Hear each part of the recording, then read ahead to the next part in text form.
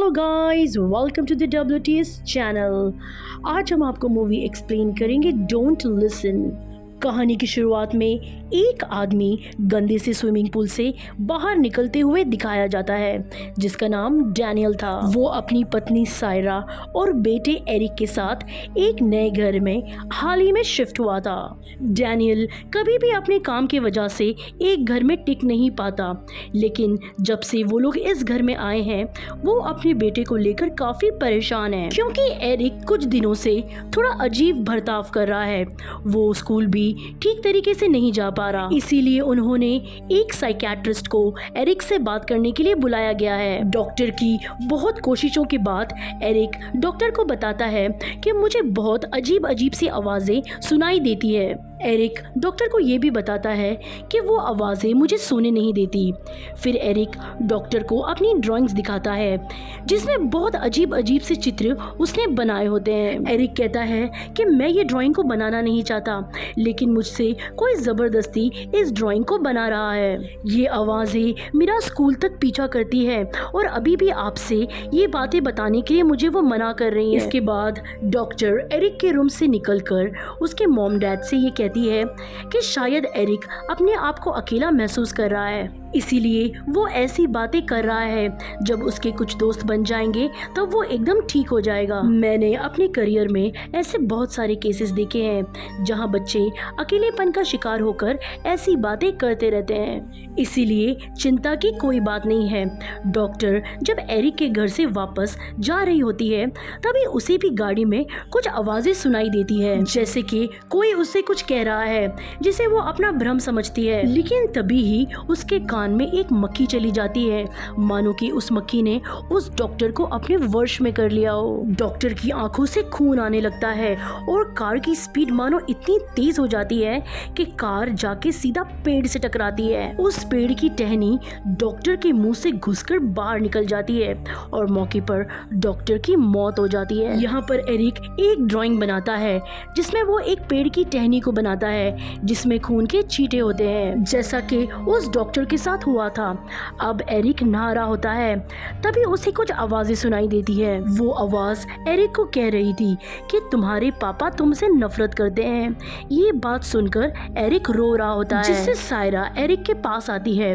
वो अपनी मॉम से पूछता है क्या पापा मुझसे नफरत करते हैं। सायरा उसे समझाती है और कहती है कि ऐसी कोई बात नहीं है, पापा तुमसे बहुत प्यार करते हैं। उसके बाद हम देखते हैं कि डैनियल अपने गराज की दीवार पर एक बहुत सारे मक्खियों के झुंड को देखता है, जिसे हटाने के लिए वो उन पर दवाई छिड़कता है। अब रात को डैनियल और सायरा बात कर रहे होते हैं। अभी सायरा सुबह वाली बात डैनियल से कहती है। वो कहती है कि क्या तुमने एरिक को डांटा है, वो इस तरीके से बात क्यों कर रहा था। फिर वो कह रहा था कि पापा मुझसे नफरत करते हैं। डैनियल इस बात पर ध्यान नहीं देता और टीवी देखने लगता है जहां पर एक डॉक्टर का इंटरव्यू चल रहा होता है जिसने पैरानॉर्मल आवाज पर एक बुक लिखी होती है जिससे रिलेटेड वो कई बातें बता रहा होता है। तभी डैनियल को एरिक के वॉकी टॉकी से एक आवाज आती है जिसे वो ध्यान से सुनता है। एरिक अपने आप से ही बातें कर रहा होता है और तभी डैनियल के पीछे हमें एक काला साया दिखता है और एरिक भी खुद से बातें नहीं कर रहा होता। दरअसल उसे एक परछाई दिखती है जिस वजह से वो जोर जोर से चिल्ला रहा होता है, की आवाज सुनकर उसके कमरे में डैनियल और सायरा आ जाते हैं जो उसे शांत करने की कोशिश कर रहे होते हैं। पर तभी एरिक डैनियल को धक्का दे देता है जिस वजह से उसके हाथ में चोट लग जाती है। एरिक डैनियल से डर रहा होता है। सायरा जैसे तैसे करके एरिक को सुला देती है। दूसरे दिन हम ये देखते हैं कि सायरा एरिक को डांटते हुए घर लेकर आ रही होती है। डैनियल उसे डांटने की वजह पूछता है। सायरा बताती है कि हमारे बच्चे को स्कूल से निकाल दिया गया है क्योंकि ये वहाँ भी कुछ अजीब सी हरकतें कर रहा था। एरिक को स्कूल में भी कुछ आवाजें सुनाई दे रही थी जिससे बचने के लिए वो खुद को बाथरूम में बंद कर देता है। टीचर ने उसे जबरदस्ती बाथरूम से निकाला जिस वजह से उसने टीचर को काट लिया, जिस वजह से उसे स्कूल से निकाल दिया गया। सायरा डैनियल से कहती है कि उस डॉक्टर को फिर से बुलाओ, जिस पर एरिक कहता है कि वो तो मर चुकी है। डैनियल और सायरा एरिक की बात सुनकर शॉक हो जाते हैं। फिर फिर जब वो उस साइकियाट्रिस्ट को कॉल करते हैं तब उन्हें पता चलता है कि वो तो सच में मर चुकी है। ये बात सुनकर सायरा घबरा जाती है। वो डैनियल से पूछती है कि एरिक को इस बारे में कैसे पता, जिस बात पर डैनियल उसे कहता है कि शायद स्कूल में किसी बच्चे ने उसे बता दिया होगा। रात के वक्त एरिक फिर से कुछ डरावनी ड्राइंग कर रहा होता है और वॉकी टॉकी पर कुछ बड़बड़ा रहा होता है। कुछ देर बाद वो अपने रूम से बाहर चला जाता है। सायरा और डैनियल अपने कमरे में सो रहे होते हैं। तब सायरा को बाहर से कुछ आवाजें आती है। वो डैनियल को जगाती है कि बाहर कुछ आवाजें आ रही है। डैनियल देखता है कि बाहर का दरवाजा खुला है। तब सायरा एरिक को देखने उसके रूम में जाती है जहां उसे एरिक नहीं दिखता, पर डैनियल की नजर अपने घर की स्विमिंग पूल पर जाती है जहां बाहर उसे स्विमिंग पूल के अंदर किसी की डेड बॉडी तैरते हुए नजर आती है। और जब वो उस स्विमिंग पूल में जाकर उस बॉडी को देखते हैं तब वो एरिक की बॉडी होती है जिसे बचाने की वो लोग बहुत कोशिश करते हैं, लेकिन सारी कोशिशें नाकाम हो जाती है क्योंकि एरिक की पानी में डूबने से मौत हो जाती है। कुछ दिन यूं ही बीत जाते हैं। इस सदमे से बाहर निकलने के लिए सायरा अपनी मॉम के घर चली जाती है। डैनियल घर में अकेला था, इसीलिए वो अपने परिवार की कुछ पुरानी वीडियोस देख रहा था जहां पर सब बहुत खुश थे। डैनियल सारा को मिस कर रहा था, इसलिए वो उसे एक ऑडियो मैसेज भेजता है और जाकर सो जाता है। रात के वक्त डैनियल को भी कुछ आवाजें सुनाई देती है और टीवी अपने आप ऑन हो जाता है। ये देखकर डैनियल डर जाता है और टीवी को दोबारा ऑफ करके सोने चला जाता है, जहां हमें डैनियल के पीछे एक लड़की की परछाई दिखती है। सुबह सायरा डैनियल से कहती है कि जब तुमने रात में वॉइस मैसेज भेजा था उसमें बहुत शोर आ रहा था और आवाज बिल्कुल भी सुनाई नहीं दे रही थी। ये सुनकर डैनियल भी सोच में पड़ जाता है कि सायरा किस शोर की बात कर रही है। इसीलिए इस बात का पता लगाने के लिए डैनियल अपने फोन के ऑडियो को दोबारा सुनता है जिसमें सच में आवाजें आ रही थी। उस आवाज को और क्लियर करके डैनियल फिर से उस ऑडियो को सुनता है और जब वो ऑडियो सुनता है वो एकदम शॉक हो जाता है क्योंकि उस ऑडियो में आवाज एरिक की आ रही थी जो कि हेल्प मी डैड कह रहा था। और ये सुनकर डैनियल एकदम डर जाता है। फिर उसे उस डॉक्टर का इंटरव्यू याद आता है जो पैरानॉर्मल आवाज के बारे में बात कर रहे थे। फिर डैनियल अपना केस उस डॉक्टर के पास ले जाता है और उन्हें अपने घर पर आने के लिए भी मनाता है। डॉक्टर एलमन अपनी बेटी जिसका नाम रूथ है वो उनकी असिस्टेंट भी है, उसके साथ डैनियल के घर पर आते हैं जहां पर रूथ पूरे घर में स्पेशल कैमरा और साउंड्स लगाती है। रूथ पूरे घर को अपने मॉनिटर में देख रही होती है, तभी उसे एरिक के कमरे में किसी की परछाई बैठी हुई दिखाई देती है। उस परछाई को वो डैनियल समझती है जिसे वो बाहर जाने कहती है। तब डॉक्टर एलमन कहते हैं कि डैनियल तो गार्डन में है। ये देखकर रूथ सोच में पड़ जाती है कि अगर डैनियल गार्डन में है तो फिर उस परछाई में कौन है। इस बात को वो अपने फादर और डैनियल से भी डिस्कस करती है। उसी रात एलमन को किचन में अपनी मरी हुई पत्नी दिखाई देती है जिसको देखकर एलमन इमोशनल हो जाता है। वो एलमन को अपने पास बुला रही होती है। वो एलमन को अपने वश में करके उसका हाथ चाकू से काटने लगती है, लेकिन तभी वहाँ पर रूथ मौके पर पहुंचकर एलमन को होश में लाती है। एलमन देखता है कि वो खुद ही अपने हाथ को काट रहा था। तब एलमन और रूथ को इस बात पर बिलीव हो जाता है कि इस घर में कोई बुरी आत्मा का साया है। फिर हमें सायरा को दिखाया जाता है जो अपनी मॉम के घर बैठकर अपने बेटे एरिक के बारे में सोच रही होती है। तभी उसे एक कॉल आता है जिसमें उसे एरिक की आवाज़ सुनाई देती है जिसमें एरिक कह रहा होता है कि मॉम मुझे बचा लो और पापा ने जिन लोगों को बुलाया है वो लोग मुझे बहुत दर्द दे रहे हैं, उन लोगों को प्लीज इस घर से बाहर निकाल दो। ये सुन के सायरा अपने घर की ओर निकल जाती है। उसके बाद हम ये देखते हैं कि रूथ गार्डन के एक पेड़ पर बिल्लियों की टंगी हुई लाश देखती है जिसे वो डैनियल और एलमन को भी बताती है। तब डॉक्टर एलमन बताते हैं कि पुराने जमाने में किसी बुरी आत्मा को कोई संकेत देना होता था तो वो इसी तरीके से संकेत दिया करती थी और उस जगह पर भी बिल्लियों की लाश टांग दी जाती थी। इसका मतलब ये है कि यहाँ पर भी कुछ बहुत बुरा होने वाला है। डैनियल बिल्ली की लाश को दफन करने के लिए खुदाई कर रहा था, पर सायरा वहाँ पर पहुँच जाती है और उसे एरिक के फ़ोन के बारे में बताती है।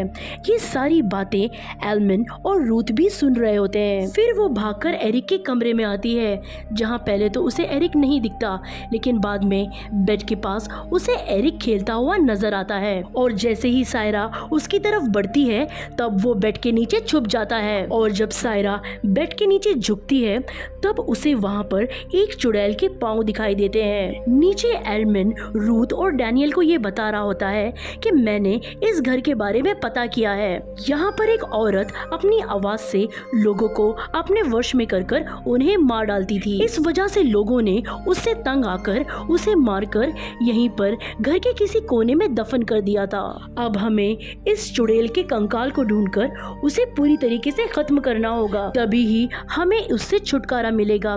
तभी हम देखते हैं कि सायरा की बॉडी अचानक से डैनियल के सामने आकर गिरती है, जिसे उस चुड़ैल ने अपने वश में करके सुसाइड करने के लिए मजबूर किया था। सायरा की भी आंखों से बिल्कुल वैसा ही खून निकल रहा था जैसा हमने उस डॉक्टर की आंखों से निकलते हुए देखा था। डैनियल अपनी पत्नी और बेटे के मौत का बदला लेने के लिए उस डॉक्टर से कहता है कि मुझे एक ऐसी जगह के बारे में पता है जहां शायद हमें उस चुड़ैल का कंकाल मिल सकता है। डैनियल उन्हें लेकर अपने गराज में जाता है जहां पर मक्खियां इकट्ठा हुआ करती थी। डैनियल उस दीवार को तोड़ता है जहां उन्हें उस चुड़ैल का कंकाल दिखता है। एल्मिन उस कंकाल को जलाने के लिए डैनियल से पेट्रोल मांगता है। डैनियल वहां रखी थोड़ी पेट्रोल देकर और पेट्रोल लेने बाहर चला जाता है।